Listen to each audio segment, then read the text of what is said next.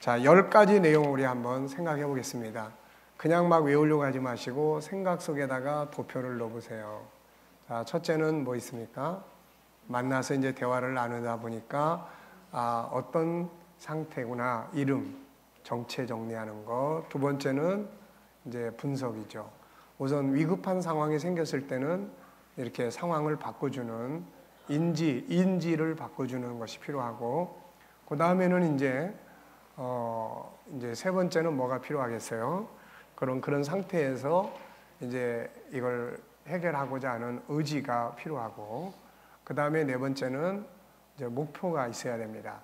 어디에서 어디까지, 어느 정도 우리가 뭘 어떤 우선 할 수 있겠는지 목표를 정하고, 그 다음에는 이제 자원을 사용할 수 있는 자원, 여기에는 영적 자원도 있고, 그 다음에 과거에 내가 했던 경험도 자원이 될 수 있고, 내가 미래에 대한 어떤 비전이나 이런 것도 자원이 될 수 있고, 멘토가 자원이 될 수도 있고, 예수님이라면 어떻게 하실까?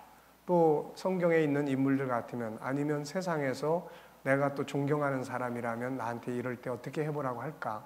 그래서 이런 다양한 자원들을 다 이렇게 찾아내는 거예요. 내가 경험한 거나 다른 사람이 경험한 거나, 또 어떤 책이 읽으면 어떤 때는 책을 줄 때도 있어요. 이 책을 한번 읽어보세요. 그래서 그 책이 이제 자원이 될 수도 있고, 그러면서도 이제 그 사람이 생각하는 부분에 대해서 혹시 수정할 수 있는 부분, 내려놓아야 될 것이 뭔지, 이런 장애 요인들이 뭔지 이런 걸 이제 찾는 거죠. 그 다음에 이제 이걸 다 했으면은 이제 뭐가 필요합니까? 실행 계획을 세우죠. 계획을 짜고 자원을 이제 다 찾았으니까 그러면 계획을 짜고 점검 계획을 짜죠. 그 다음에 이제 현장에 가서 실행을 합니다. 실행을 하고 외치기도 하고, 또 자기와의 대화도 하게 하고, 또 이런 이제 자기 자존감을 높여주는 훈련도 하게 만들고, 이제 이런 것들을 하게 해요. 그 다음에 이제 환경의 변화도 주고, 그 다음에 이제 점검을 하면서 또 수정할 건 수정하고, 잘하는 점을 계속, 그러니까 상담자는 못하는 점을 자꾸 찾아서 바꾸려고 하지 말고 잘하는 점을 자꾸 찾아서 격려하고 키워주는 쪽으로 방향을 잡아야 돼요. 그 다음에는 이제 목표가 이루어지면은 그 다음에 새로운 목표, 여기 참 잘하셨는데 그 다음에 이제 재능을 잘 하고 싶은 거, 옛날에 가졌던 꿈이 있었지만 지금 그 꿈을 다 그냥 잃어버리고 있는데 그걸 찾아서 뭔가 해볼 수 있다면 뭘 해보고 싶으십니까? 그래서 그런 걸 찾아서 또 다음 단계로 이제 가게 하는 거예요. 앞으로만 가면은 괜찮아져요, 다. 네. 근데 아무것도 안 하고 있어요. 아무것도 안 하면 이 생각은 학습을 해놓고 있다고요, 이게. 그럼 어느 순간인가 다시 그걸 또 떠오르게 만들어요. 그럼 다시 그 상태로 또 빠지는 거예요, 이게. 그러니까 그렇게 되면은 나중엔 자꾸 면역성만 커져요. 해도 안 되던데요, 뭐, 이제 이런 것만 자꾸 커지기 때문에. 그래서 앞으로 가는 쪽이 중요하다는 거. 자, 4장에서는 이제 분석입니다. 분석을 해야 돼요. 분석을 해서 이제 본인하고 같이 분석을 할 수도 있겠지만 상담자가 계속해서 분석을 해야 돼요. 분석을 해서 공감을 가질 수 있도록 자원을 제공을 해주는 거예요. 해주면은 내담자가 그걸 들으면서 공감하는 부분들이 자꾸 생겨요. 그러면은 불안했던 것이 안정감을 갖게 돼요.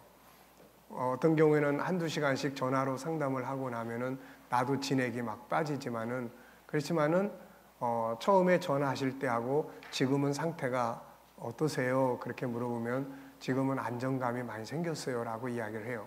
그럼 그 중에 그 한두 시간 동안 내가 해준 거는 이렇게 분석을 해서 원인을 찾아서 이야기를 자꾸 들려줘요.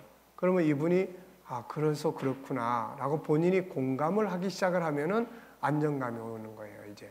네, 그러니까 그런 것들이 필요합니다. 자, 원인 없는 것은 없다. 원인 분석의 중요성이죠. 아픈 마음을 만났을 때 먼저 정체성을 찾아서 이름을 붙이고 다음엔 분석을 해야 한다. 아픈 마음을 치유하기 가장 필요한 것이 분석이다. 원인, 방법, 해답 등 모든 건 분석에서 나온다. 아픈 마음은 여러 가지로 나타난다. 우울함, 울고 싶음, 화가 남, 사람을 기피하고 싶음, 어떻게 될 것 같은 두려움, 소리 지르고 싶을 때도 있고 욕을 하고 싶을 때도 있고 분노 조절이 안 됨, 우울해짐, 무기력해짐, 중독 현상, 예, 그렇다면 그 이유들이 뭘까? 네, 아까도 이야기했지만 어떤 것은 계속 들어주는 것이 답이에요. 들어주고 어떤 거는 옆에서 계속 들어주면서 시간이 좀 흘러야 될 것들도 있어요. 시간이 지금 당장 어떻게 해결 안 돼. 시간이 흘러야 돼요. 그럼 그동안에 계속 일어나는 화상 같은 이거를 누군가가 계속 이걸 들어주고 흡수시켜주는 이런 시간적인 노력이 필요해요. 이게. 자, 울고 싶음, 계속 눈물이 나오고 절제가 잘 안 돼. 이런 경우들이 있어요. 계속 눈물이 나요. 울고 싶어요. 자, 눈물은 왜 나는 거죠? 우선 기쁠 때 눈물이 나고, 슬플 때 눈물이 나고, 너무 화가 나도 눈물이 나고, 회개할 때도 눈물이 나고, 외로울 때도 눈물이 나고, 누군가에게 서운함을 느꼈을 때도 눈물이 납니다. 그런데 기뻐서 우는 눈물이나 회개하기 위해서 우는 눈물이나 이런 것들은 아픈 마음이 되지를 않죠. 이건 오히려 치유하는 그런 눈물이에요. 지금 아픈 마음으로 온 눈물은 서운함, 속상함, 분노에서 오는 눈물이다. 그리고 그 상태가 주체할 수 없다는 것은 조절이 안 되는 장애를 가지고 있는 거예요. 다시 말하면 외로움과 서운함, 속상함이 마음 가득히 채워져서 흘러 넘치고 있는 상태입니다, 지금. 그렇다면 그렇게 눈물이 나려고 할 정도로 쌓인 서운함, 속상함, 외로움은 어디로부터, 누구로부터 온 것인가를 찾아야 돼요, 이제. 남편에서, 또 아내에게서, 또 자식으로부터, 또 어떤 주변의 그런 여러 친구들로부터, 어떤 상황으로부터, 다 거기서부터 연관성이 있는 거예요. 부모나 친구 혹은 남편, 아내, 자녀 등 믿었던 사람들로부터 받은 서러움들이에요. 이게 분노로도 나타나고 서러움으로도 나타나요. 그게 안에서 잠재적으로 내 안에 있는 거예요. 이게 뭐 괜찮아, 걱정하지 마. 그래도 내 안에 슬픔이 있는 거예요. 그게 계속 쌓이는 거예요. 계속 쌓이면서 내 심리적 감정은 계속 그 감정을 유지하게 돼요. 그래서 어느 상태가 되면은 도저히 못 참겠어. 이제 절제가 안 돼요. 그래서 막 눈물이 그냥 막 쏟아지는 거예요. 네. 예를 들면 아까 이야기했죠. 따뜻한 위로가 필요해서 엄마를 찾아가는데 엄마가 소리를 지르거나, 엄마 입장에서는 이게 평범한 이야기예요. 그래서 내가 뭘 잘못했는데, 네. 그래서 이제 일반 심리 상담소에서는 이제 그런 것들을 이제 이렇게 영상으로 찍어보게 하든지 상대를 바꿔서 역할극을 하게 하는 경우도 있어요. 자, 그래서 남편이 평상시 하던 대로 한번 해보세요. 아내가 평상시 하던 대로 한번 해보세요. 그래서 남편이 그걸 대신해. 자, 계속 저런 소리를 계속 듣는다면 어떤 마음이 될 것 같으세요? 그래서 역지사지라는 게 그런 말이에요. 그래서 상대방의 관점에서 내가 보니까, 들어보니까, 그냥 나 같아도 이걸 이럴 때는 굉장히 속상하겠구나. 이런 쪽에서 이제 보게 만들어주는 거죠. 자, 아무렇지도 않게 무관심적으로 대한다면 당연히 내면의 서운함으로, 외로움으로 짜증남이 쌓이게 되고 이어서 자기가 처량하게 느껴지거나 불쌍한 존재처럼 느껴지게 되죠. 이런 것들이 반복되면 울고 싶어지는 것은 너무나 당연하지 않겠는가. 역시 남편이나 아내, 자녀에게 위로를 받고 싶은데 오히려 무안을 당하거나 아무렇지도 않은 것처럼 대할 때 그 안에 섭섭함, 외로움, 짜증남은 당연히 나타나지 않겠는가. 이런 것들이 쌓이고 쌓이게 되면 아픈 마음이 나타나게 돼요. 그러므로 눈물이 나고 절제가 안 된다고 생각할 때 이러다가 어떻게 되는 거야? 이거는 아니에요. 계속 그런 상황이 된다고 그래서 그러다가 뭐 미치거나 어떻게 되는 거 아닙니다. 그건 어떻게 되는 게 아니라 내 안에 쌓여 있는 것이 밖으로 지금 쏟아져 나오는 거예요. 그래서 그런 때는 울기도 하고 소리를 지를 수도 있고 다 할 수 있습니다. 그래서 현실적 방법으로는 뭐 그렇게 속상하게 한 사람들을 이름을 적어놓고 큰 소리로 그냥 욕을 해대거나 속상한 걸 쏟아내거나 그렇게 하게 하는 경우들도 있어요. 자, 그래서 이런 현상이 나타나는구나라고 이해하고 스스로에게 공감하고 위로해야 한다. 모든 건 유기적으로 연결되어 있다. 절대로 갑자기 어떤 상태가 되는 일 없다. 그러므로 아픈 마음이 있을 때는 유기적 관계들을 분석해서 분해해야 된다. 우선 눈물이 난다. 이유가 있는 거예요. 외롭고 짜증나고 서운하고 그 다음에 말과 행동 때문에 그 누구의 자녀, 부모, 남편, 아내, 친구 이게 이제 아내로부터 남편으로부터 따뜻한 말을 듣고 싶은데 자꾸 서운한 말만 해대니까 이게 이제 나중에 외롭고 짜증나고 나는 나 혼자뿐이야. 그러면서 되는 거예요, 이게. 그래서 근데 이제 그 자녀, 부모, 남편, 아내, 친구도 보면은 분명히 그들은 또 뭘 가지고 있어요? 그들 나름대로 받은 상처가 있는 거예요, 또. 상처가 있는 거예요. 그게 나한테 이런 식으로 대할 수밖에 없어요, 이게. 네, 그래서 그런 것들을 이제 이해를 하는 것이 우선 1차적으로 아주 중요해요. 아, 그렇구나. 그러면은 자기도 이해가 되기 때문에 서운함이 좀 덜 할 수가 있습니다, 이게. 그래서 그렇게 이제 분석을 해서 이해를 시켜주고 하는 것이 이제 상담에 있어서 굉장히 중요한 부분이에요. 그리고 이제 이런 내용들을 보면은 독립성이 약한 경우들이 많아요. 독립성. 그러니까 의존도가 굉장히 큰 거예요. 어떤 사람은 남편에 대한 의존도가 99.9%예요. 그러면 의존도가 크면 클수록 이 사람은 당연히 뭘 많이 받겠어요? 상처 많이 받는 거예요. 남편은 지금 바빠가지고 늦게 들어오는데 이 상대적으로 이 사람은 항상 또 어떻게 생각합니까? 남편이 나를 무시하는구나. 이렇게 또 생각하는 거예요. 그러니까 결국 서운하게 되고 짜증나게 되고 화나게 되고 이렇게 되는 거죠, 이게. 그래서 의존도, 독립을 해야 됩니다. 독립. 아이들이 성장해 나가면서 독립을 해야 되는데 독립성이 잘 안 돼요. 그래서 커서도 나중에 독립이 안 되는 경우들이 있어요. 누구를 의존하는 게 너무 커요. 부모가 자식에 대한 의존도가 너무 커버리면 나중에 자식 때문에 상처받고 우울증 걸리고 다 그렇게 되는 거예요, 이게. 그러니까 자식은 자식대로의 삶이 있는 거고 나는 나의 삶이 있는 거고 아내와 남편도 당연히 아내는 아내의 삶이 있는 거고 남편은 남편의 삶이 있는 거예요. 이걸 서로 존중히 여겨주고 서로 돕고 서로 해서 상대방이 자기 일을 잘 감당할 수 있도록 도와주고 자기 일을 역할을 해나가야지 의존도가 그 사람만 쳐다보고 있는 거예요, 이게. 그 사람만.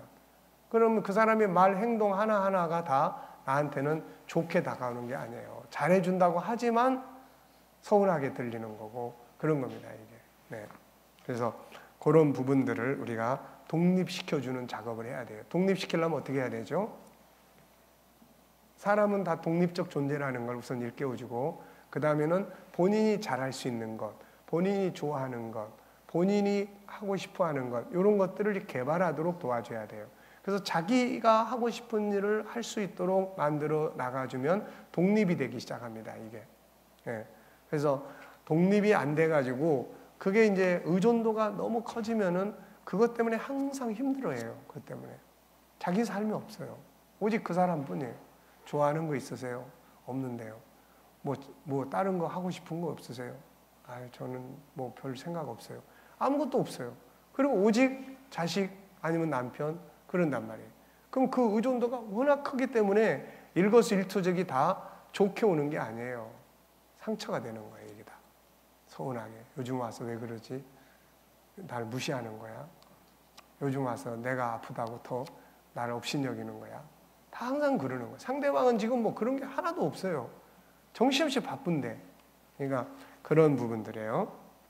혹시라도 상담을 하면서 왜 이렇게 눈물이 나는지 모르겠어요. 그러고 막 울고 싶어 하는 사람이 있으면은 이런 이유 때문에 나는 거니까 이때는 어떻게 해요? 그냥 울어야 돼. 예, 뭐 괜히 참으려고 하지만 할 필요 없어요. 울어야 돼. 막 펑펑 쏟고 우는 것이 좋습니다. 그게 다 쏟아지는 거니까. 소리 지르고 욕을 하고 싶어지면 분노 조절이 안 되는 거예요. 사람이 소리를 지르고 싶다는 것은 엄청나게 기쁘거나 아니면 어떤 상황 앞에 놀랬거나 아니면 화가 나는 경우다. 자신이 의지하던 사람으로부터 친구나 부모나 자녀나 남편이나 아내 등 배신감이나 아니면 속상한 일들을 만났을 때 자신이 무능력한 사람처럼 느껴지고 무력감을 느끼고 있을 때 하던 일을 멈추고 아무것도 하지 못하는 상황에 처해 있을 때 무엇인가를 하고 싶어도 할 수 없는 상황에 처해 있을 때 자신이 바보처럼 느껴지거나 한없이 처량하고 불쌍한 존재로 느껴졌을 때 혹은 자신이 한심한 존재라고 느껴졌을 때 이때는 누구나 화가 나고 짜증이 납니다. 그러면서도 누구한테 화를 내고 욕을 하고 싸우지도 못해요. 그냥 안에 계속 쌓이게 돼요. 이것들이 해소되지 않고 계속 쌓여 있으면 어느 순간에는 당연히 소리 지르고 싶은 거예요, 이게. 막 소리 지르고 싶은 거예요. 그래서 욕을 하고 싶지 않은 거예요. 막 욕을 하고 싶어지는 거예요.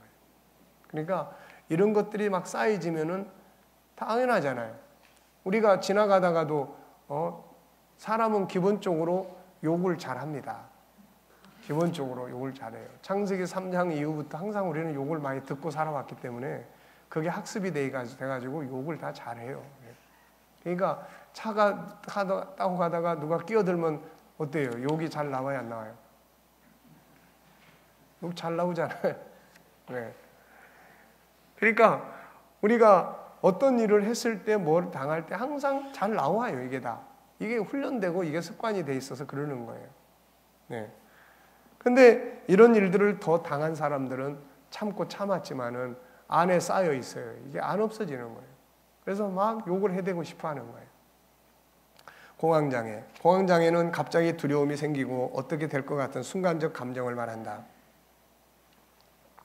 이건 역시 이유 없이 되는 일 없다. 공황장애의 이유는 뭘까? 염려와 근심으로 인한 스트레스가 많은 작용을 한다. 스스로 노력해서 성공에 이르렀다. 그런데 그동안 그 자리에 이르기까지 얼마나 많은 중압감을 느끼고 살았겠는가. 때로는 이루어져야 할 목표를 이루지 못해서 고민할 때도 있었고, 때로는 상사로부터 엄청난 스트레스를 받았을 수도 있고, 위로 올라가면 갈수록 끝나는 게 아니고 더 많은 목표가 주어지고 그것으로 인한 스트레스는 점점 커진다. 이런 상황에서 염려와 근심, 고민이 생기지 않을 수 있겠는가. 이것이 점점 쌓이고 쌓이면 결국 공황장애라는 아픈 마음을 겪게 된다. 뒤따라가는 것도 힘든 일이지만 앞에서 가는 것도 보통 어려운 일이 아니다. 수많은 사람들의 환호를 받던 사람들이 이런 아픈 마음을 겪는 경우도 많다. 공황장애를 겪는 사람들 중 연예인들이 많은 이유가 이것 때문이다. 오늘은 많은 사람들이 환호하지만 내일 이들이 다시 올 것인가? 나의 명성이 언제까지 계획될 것인가? 버림받으면 어떻게 되나 등의 염려와 고민, 두려움이 이런 현상을 만들어낸다. 가진 재산이 하루아침에 사라질 것 같은 두려움, 내게 있는 재산이 어느 날 하루아침에 모두 사라지는 것 아닐까를 고민하다 이런 아픈 마음을 겪는 경우도 있다. 직장에서 나온 뒤에 올 수도 있다. 어떤 경우는 직장 생활을 마치고 은퇴한 후에 오는 경우도 있다. 아무런 준비가 되지 않았을 때 사람은 당연히 염려와 근심을 하게 된다. 그리고 가족들의 눈치도 보게 되고 친구들의 눈치도 보게 된다. 나를 우습게 여기지 않을까? 왜 저런 눈으로 나를 보지? 내 인생 이대로 마치게 되는 것일까? 그럼 어떻게 하지? 이런 것들의 두려움이 심해지면 공황장애가 되는 거예요. 이게 뭐 특별한 게 아닙니다, 이게.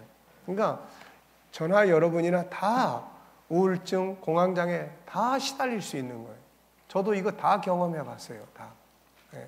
목회를 하면서도. 어떤 때는 예배당 처음 지어놓고 이쪽으로 이사 왔을 때 저한테 그때 막 다가온 것이 바로 이런 공황장애, 이런 우울증 비슷한 이런 거였어요, 이게. 왜냐하면 교회가 가지고 있는 또 채무도 있고 이런 여러 가지 일들이 막 어깨를 짓누르기 시작하는 거예요. 이게 막 잠을 자도 떠오르는 거예요. 그래가지고 이거를 내가 생각해도 이거 어처구니가 없는데 어처구니가 없는데 어쩔 수가 없는 거예요. 이게 떠오르는 거는. 이게 그래서 결국 뭐 기도하면서 하나님께서 그걸 해결해 주셨죠. 그게 하나님께서 기도하는 가운데 나한테 물으시는 거예요. 뭘 물으시냐면은 이 예배당의 주인이 너냐 나냐 이걸 물으시는 거예요. 그래서 당연히 하나님이시죠. 그러면은 네가 책임질 일이 아니지 않냐. 이 교회 주인은 난데 내가 책임을 질 거고 너는 종이다. 종의 역할은 뭐냐? 시키는 일만 잘하면 됩니다. 그럼 너는 네 일만 하면 되는 거야. 근데 그게 성령의 감동으로 오면서 나한테 이게 공감이 되는 거예요. 그때부터 자유가 오더라고요, 이게. 근데 만약에 그게 계속 지금까지 지속이 됐다면은 아마 난 목회에서 손을 냈을지도 몰라요, 이거. 그러니까 이게 어떤 뭐 목회자라고 해서 안 생기는 게 아니에요. 이거 누구나 다 올 수 있습니다. 누구나 다 염려, 고민 많이 하다 보면은 당연히 오게 되는 거예요, 이거. 예? 미래에 대한 걱정. 이제 은퇴를 앞두고 있으니까 미래에 나가서 뭘 하나. 나가면 내 장래는 잘 준비되어 있나. 이런 것들이 제대로 안 되고 그러면은 이것들이 당연히 이제 두려움과 염려로 오게 되죠. 뭐 염려를 주께 맡기라고 아무리 해도 안 맡겨지는 걸 어떻게 해. 그러니까 그것도 성령의 감동의 역사를 할 때 맡겨지는 거지. 그것도 내 인위적으로도 안 되는 거야, 이게. 그러니까 성령께서 감동하시면 참 그게 중요한 거예요. 그게 맡겨지니까. 성령께서 감동을 시키면 맡겨지는 거고 내 인위적으로는 잘 안 돼요. 근데 그러니까 우리도 다 그런 걸 앓을 수 있다는 겁니다. 이게 뭐 일반인들뿐만이 아니라 특히 뭐 사모님들 같은 경우도 또 많이 이런 공황장애나 우울증을 앓을 수 있는 위치에 있어요. 이게 우리 한국의 사모님들 같은 경우 자기 일이 따로 있는 게 아니라고요. 자기 일이 따로 있어가지고 아예 그냥 뭐 직장 생활을 하거나 뭘 하거나 학교 선생님을 하거나 뭐 사회적 직장 생활을 있거나 그래버리면은 상관이 없어요. 근데 자기 일도 없지. 그렇다고 특별하게 대우도 받는 것도 없지. 그렇다고 해서 자기의 역할이 특별히 뭐가 정해져 있는 것도 아닌데도 불구하고 눈치는 온갖 눈치 다 봤지. 이러니까 결국은 항상 이게 그런 공황장애나 우울증이나 이런 것들이 항상 올 수 있는 이런 부분들이에요, 이게. 그러니까 우리나라의 목회 사모님들이 그래서 그런 경우들이 많이 생길 수가 있습니다. 그러니까 우리 목회자들이 그런 부분을 잘 감안을 해서 뭔가 할 수 있는 역할이 있으면은 하도록 만들어서 자기 보람을 느끼게 만드는 게 중요하고, 또 사회적 직장 생활을 할 수 있으면은 얼마든지 직장 생활을 하면 돼요. 그걸 굳이 막 교회에다 묶어가지고 무슨 이제 목사 사모가 됐으니까 당신은 내 종이고 교회 종이 돼야 돼. 이거는 목사가 종이지 사모가 종이 아니거든. 네, 목사가 주의 종 하겠다고 해서 종이 된 거지 사모님이 거기에 종이 되겠다고 한 건 아니라고. 그러니까 그런 부분들이 막 혼합돼 버리면 안 돼요. 이해됩니까? 뭐 내가 말을 잘못했나? 네. 그러니까 그게 이제 그런 것들이에요. 그러니까 그런 부분들을 우리가 그래서 교회에서 사례비 주면 목사님들은 절대 그거 자기 돈이라고 하지 말고 사모님들의 돈이라고 생각을 하셔야 돼. 그래서 사모님들 통장으로 바로 다 넣어야 돼. 타치도 하지 말아야 돼요. 예, 그래야 뭔가 자기의 권리를 가지고 움직일 수 있는데 그런 것까지 다 그냥 뭐 간섭하고 막 이렇게 하시다면 나는 뭐야? 나는 꼭두각시야. 그리고 이제 나중에 나이 들어가면 이제 반드시 우울증이라는 손님이 찾아오게 돼 있습니다. 네. 자, 그래서 이런 공부들을 우리 해야 됩니다. 그 다음에 네 번째는 이유 없이 심장이 뛰고 한숨이 나고 쓰러지는 현상들. 이런 현상들이 종종 있어요, 이게. 예. 어떤 사람은 갑자기 숨이 탁탁 막혀요. 때로는 실신해서 병원에 가게 됩니다. 그렇다고 가서 조사해 보니까 심장병도 아니야. 이런 경우는 스트레스가 누적된 결과예요. 그렇다고 특별한 일이 있는 것도 아니에요. 남편과 특별한 문제가 있는 것도 아니고 자녀들이 특별히 속을 썩이는 것도 아니에요. 근데 왜 이런 현상들이 생길까? 이유는 딴 거 없어요. 작은 스트레스들. 스트레스라는 게 다른 사람부터 오는 것만 스트레스가 아니에요. 내가 하고 싶은 걸 하지 못하는 데서 오는 스트레스도 엄청 많은 거예요, 이게.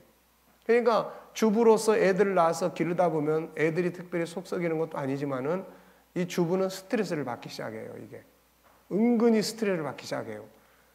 그거는 이제 애들로부터만 오는 게 아니에요. 자기가 하고 싶었던 일들을 다 놔야 되는 데서 오는 스트레스가 일기 시작해요. 난 뭐지 이거 이런 거예요.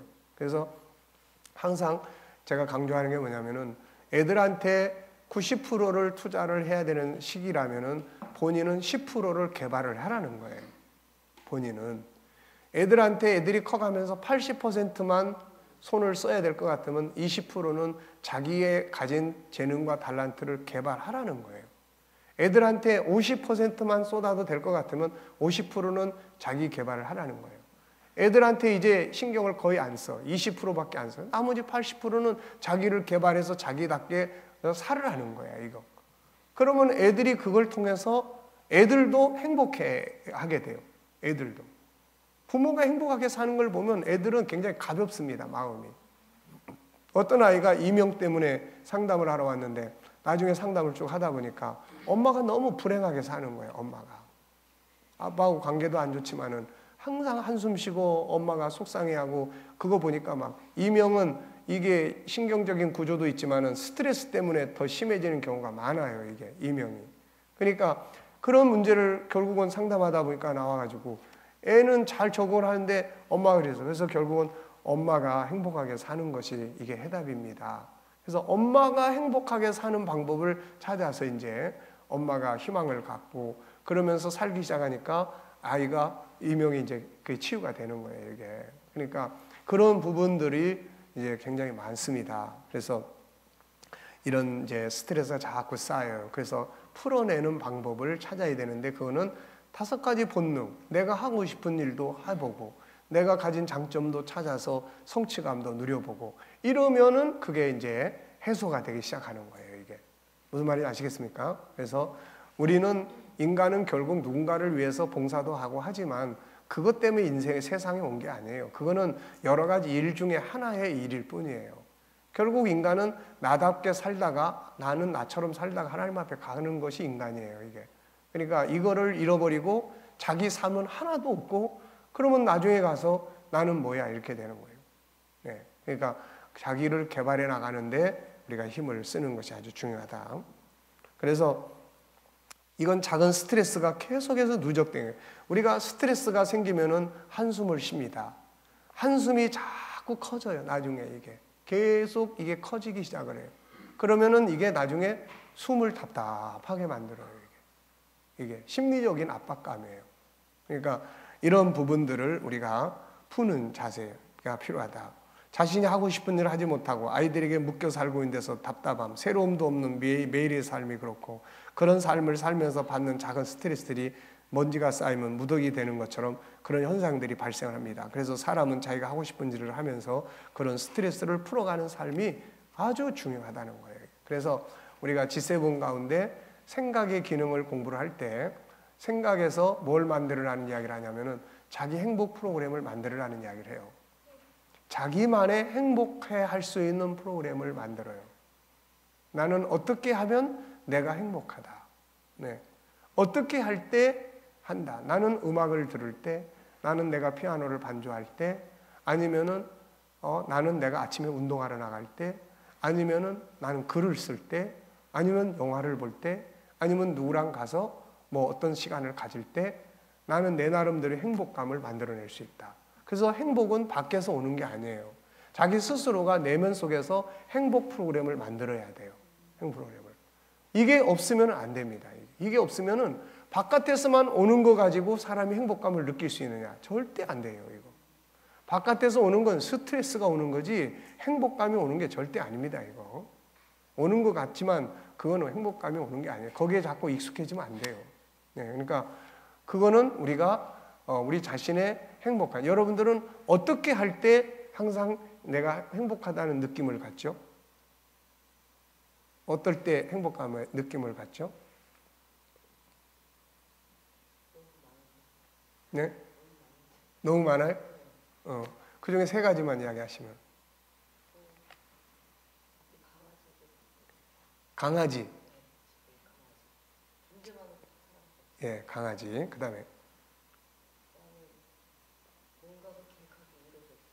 계획한 게 이루어졌을 때. 그 다음에 네, 친구. 자, 또 다른 분들은 어떠시죠?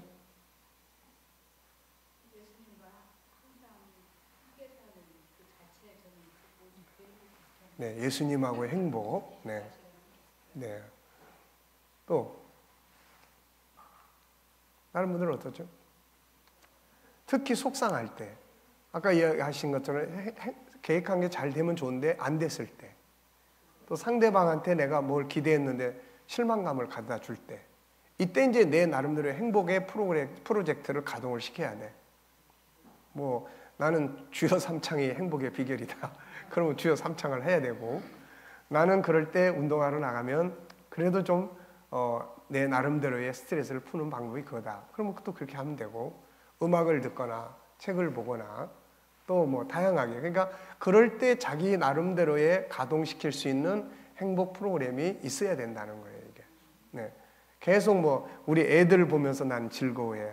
근데 애들이 스트레스를 가져다 주면 이제 내가 너희들은 내 꿈이고 내 희망인데, 아니 누가 애들이 엄마가 자기를 꿈으로 삼으라고 누가 이야기했어요? 응? 그건 엄마 마음대로 꿈이고 희망이지 애는 지금 그게 아니라고요. 네. 여러분 애들을 희망으로 삼지 마세요. 그거는 애들의 입장에서 볼 때는 엄청 부담이 되는 거예요, 그거. 아니 엄마는 왜 나를 자꾸 그냥 엄마 기대를 이루려고 하는 사람으로 만들려고 그래? 자기는 막 숨 막히는 거예요, 이거. 네. 그러니까 그런 희망을 가지면 안 돼요. 그래서 그거는 여러 가지 희망 중에 물론 하나겠지만은 그러나 그보다 더 중요한 희망이 배신을 때렸을 때 나는 그보다 더 큰 희망을 가지고 뭔가를 할 수 있어야 되는 거예요, 이게. 그나마 우리 기독교인들은 정말 기도라도 하고 하지만 안 믿는 사람들은 그게 절망이 되는 거예요. 이게.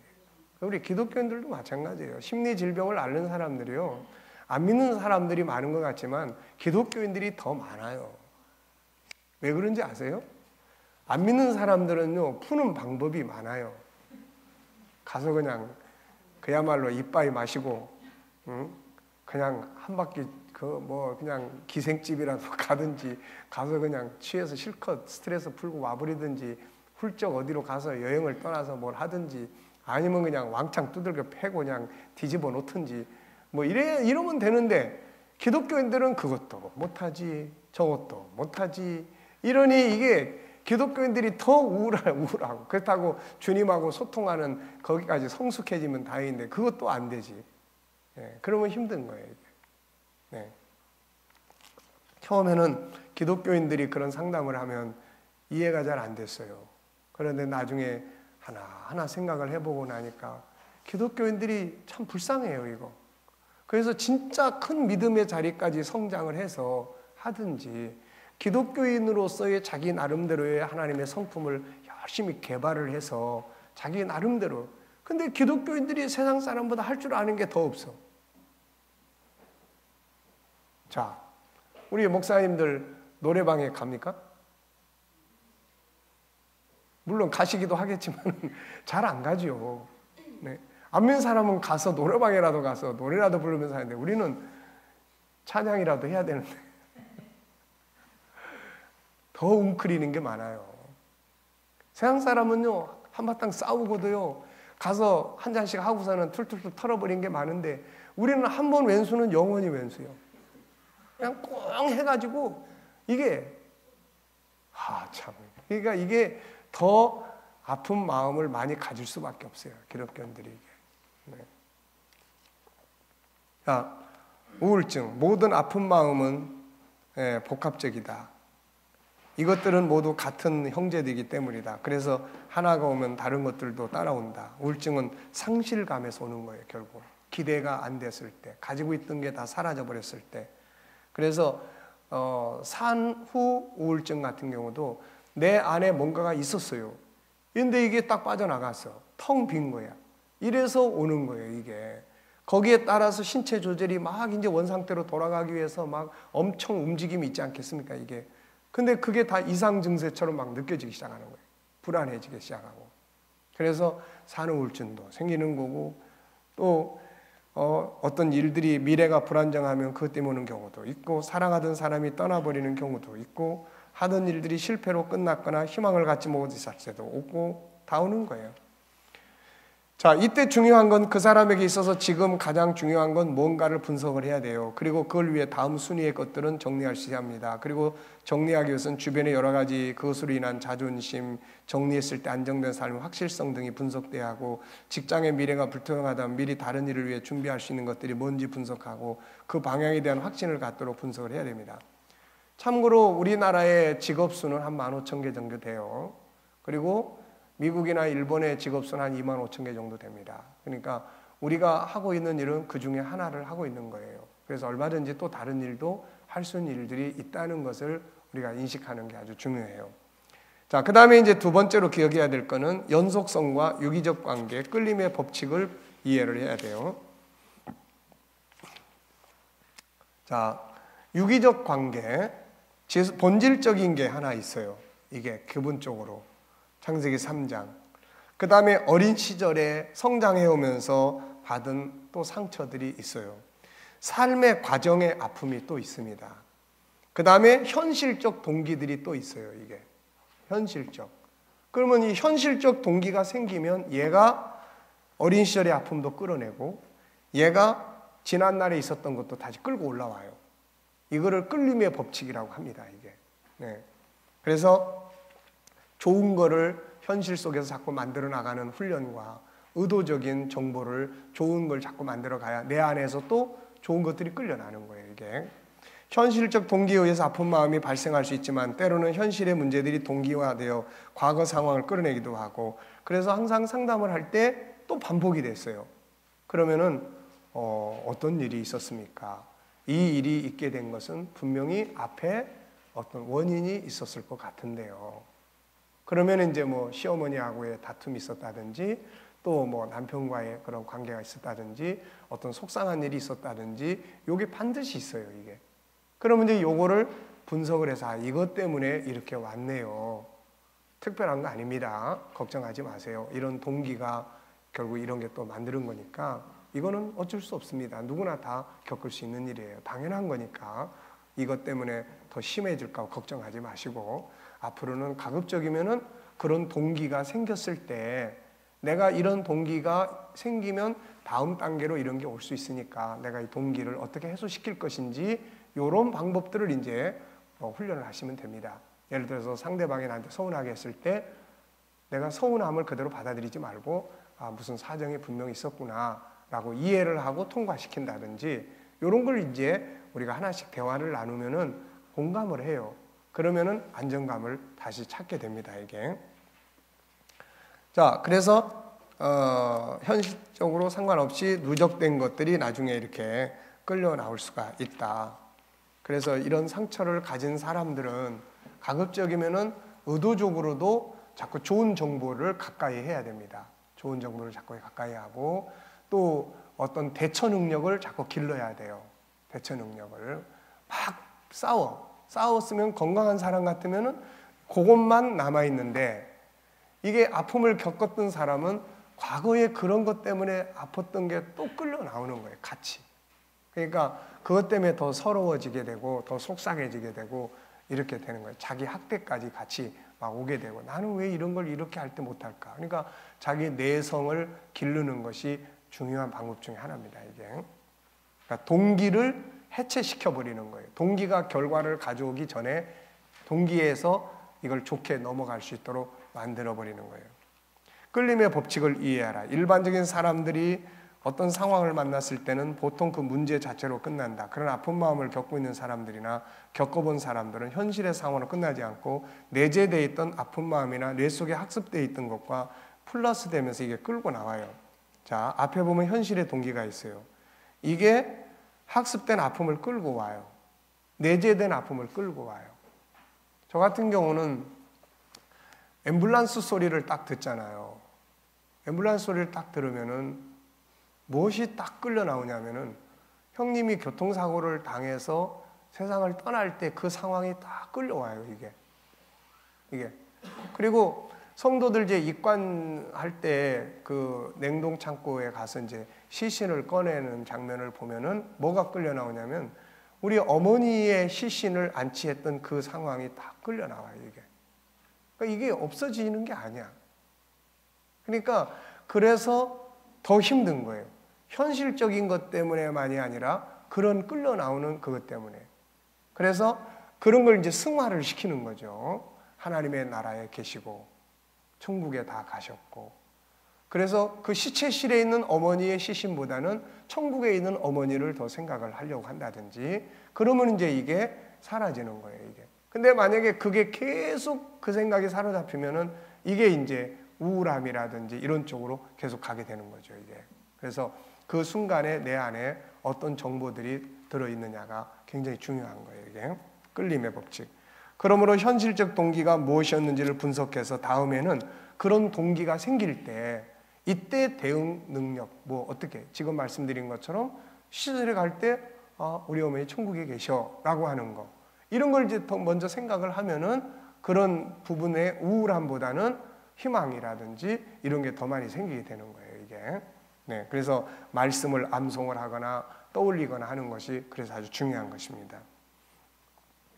동기가 발생했을 때 역시 그대로 있지 말고 대응 조치를 취하면 된다. 또 나타내려고 하네.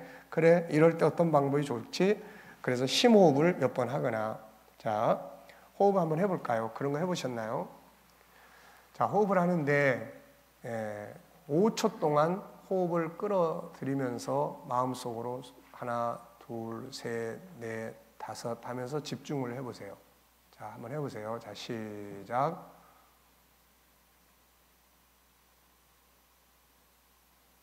그 다음에 5초 동안 호흡을 내쉬면서 또 한번 숫자를 헤아리면서 생각을 해보세요. 네, 이렇게 해서 한 3번, 4번, 5번 정도 하면 순간적으로 오는 어떤 그런 이제 두려움이나 공황장애나 순간적으로 오는 어떤 느낌, 요거를 이제 지내보낼 수가 있어요, 이게. 항상 그 지내보내는 게 중요해요. 지내보내버리는 게. 그러니까, 그렇게 해보시는 거. 아시겠죠? 그래서 그런 생각, 아니면 아까도 이야기한 것처럼 극적인 생각, 또 아니면은 어떤 그런 그 상황들에 대해서 내가 고마운 사람들을 떠올려 본다든지, 하여튼 뭔가 생각을 전환하는 것이 아주 중요합니다, 이게. 자, 전화를 다른 사람에게 전화를 한다든가, 좋은 사람이나 상태를 기억해내거나, 혹은 고마운 사람을 생각하거나, 자극을 가져온 어떤 생각과 말씀, 암송이나 더 강력한 상황 변화를 줄 수 있는 행동이나 상황을 만들어주면 그 상태가 금방 지나갑니다. 이런 훈련을 몇 번만 반복해서 하고 나면 다음엔 이것이 뇌에 학습이 돼서 괜찮아져요. 이제 왜 그게 먼저 떠오르기 때문에. 당황하지 말고 분석을 하세요. 당황하지 말고 어떤 연관성 때문에 발생했든지 중요한 건 이제 심리질병을 앓는 사람들은 항상 당황을 많이 해요. 이거 특히 공황장애라는 건 당황을 많이 해요. 어떻게 하지? 이러다 내가 돌아버리는 거 아니야? 이거 어떻게 하지? 이런 거예요. 네. 절대 아니라는 거예요. 아픈 마음을 만났을 때 중요한 건 당황하지 않는 거예요. 감기가 왔다고 당황하는 사람이 있는가? 당황하지 말고 차분하게 분석을 해요. 아, 또 왔구나. 이럴 때 내가 어떻게 대처하면 지난번에 어떻게 했을 때 지나갔지? 그런 걸 자꾸 떠올려서 뇌에 입력을 시켜주면은 뇌가 나중에 그걸 자연스럽게 해줘버려요. 지가 스스로 해결을 해버려요. 필요하면 상담자와 함께 분석할 수도 있고 스스로 분석할 수도 있고 원인, 문제의 원인, 그리고 중요성에 대한 우선순위 정리, 나아갈 수 있는 최선과 차선의 방법, 자신이 감당할 수 있는 상황과 감당할 수 없는 상황의 경계선, 이런 것도 중요해요. 이게 무슨 이야기냐면은 우리가 어떤 일을 대할 때 경계선이 필요할 때가 있어요. 이쪽 부분은 감당할 수 없는 부분이에요. 요거는 내가 어떻게 해볼 수 있는 영역이에요. 예. 근데 이게 막 섞여버렸어요. 감당할 수 없는 문제를 부둥켜 안고는 막 걱정하고 고민하는 거예요. 해결도 안 돼요, 이거. 예. 그러면 이런 걸 이제 상담자는 이걸 구분시켜 줘야 돼요. 자, 예를 들면 이런 거예요. 지금 남편 때문에 고민을 해요. 스트레스 엄청 받고. 근데 남편을 변화시킬 수 있는 건 내가 지금 할 수 있는 영역이 아니에요. 이건 아닙니다. 아니에요. 이건 여기를 붙들고 씨름하면 안 돼요. 더 열받게 돼 있어요, 이건. 그러니까 이건 그냥 내려놔요. 하나님께 맡기고 때가 되면. 그러면 이제 내가 대응 능력을 키우는 거는 내가 할 수 있어요, 없어요? 이건 내가 할 수 있는 거예요. 내가 할 수 있는 일을 하는 거예요. 가만 보니까 남편이 그럴 때 그동안 내가 이해를 못한 것 같다. 이해. 공감이 좀 약한 것 같다. 이걸 키우는 거예요. 공감의 방법을 키워. 그 다음에 불쌍히 여기는 마음. 또 내가 독립이 잘 안 돼 있구나. 내가 행복한 내 행복의 스케줄을 짜야 되겠다. 예. 이런 것들을 자기를 만들어가는 거예요. 그러면 내가 만들어서 공감이 되기 시작하고 행복감의 상처를 안 받고 이제 그럴 때 내가 그걸 해소시킬 수 있는 능력이 커지고 그러면 내 삶 자체가 바뀌기 시작하는 거예요. 이제. 그러면 이제 요게 커져, 이렇게. 내가 커지는 거야. 내가 커지면서 영향력을 상대방에게 미치기 시작하는 거예요, 이제. 남편이 뭐라고 그럴 때도 내가 계속 같이 싸우고 대응을 하니까 이게 더 경계선이 더 넓어져 버리는데 내가 공감을 하고 변화가 되기 시작하고 강화되기 시작하고 행복하게 살아가니까 이 사람도 자꾸 강도가 낮아지는 거예요, 이게. 그래서 경계선에서 내가 할 수 있는 일을 뭔가 이걸 찾아내고 그리고 이거를 이제 코치나 상담자가 같이 의논해 가면서 그 점을 강화시키는 거예요. 뭐 우리 애가 너무 속상해서 막 속이 상해 죽겠어요. 애 문제를 여기서 백날 이야기하면은 뭐 합니까, 이거? 애가 상담을 하러 와야 되는데 애는 안 오고 엄마가 와서 애 문제를 상담하면 뭐 하겠어요, 이거? 그러니까 여기 와서 엄마가 할 일은 지금 뭐예요? 이러이러한데 내가 어떻게 변화를 가져가면 좋을까요? 이걸 이제 해야 되는 거야, 이게. 그래서 이제 모든 사람들은 상담하러 올 때 자기 때문에 자기를 어떻게 고쳐보려고 오는 경우는 별로 없어요. 다 상대방을 어떻게 해보려고 와. 이것 좀 어떻게 해결할 방법이 없을까요? 그러고 온다고. 근데 사실은 그게 답이 아니고, 그래서 같이 대화를 나누면서 사실은 이제 상대방의 변화도 필요하지만 우선 본인이 대응 능력을 키워가는 거. 이게 적이 화살 쏜다고 자꾸 나무라지 말고, 적군이 화살 쏘는 건 당연하니까 미사일 안 쏴주는 것만 해도 고맙게 생각하고, 화살 쏘는 걸 나무라지 말고 방패를 만드는 게 중요하다. 그래서 분석의 성공자들에 대한 이야기입니다. 쭉 이야기했고, 이 사람들은 다 자기 상황들을 잘 분석을 잘 했어요. 그래서 탕자도 분석 잘했고, 사마리아 성 밖에 문둥병 네 사람도 분석 잘했고, 분석해서 문제점은 뭐고 우리가 취할 행동은 뭐다, 이걸 정확하게 분석을 해서 그걸 이제 시도를 하죠. 예수님이 소아시아 7교회에 오셔가지고 분석을 하신 거예요. 컨설팅을 한 겁니다.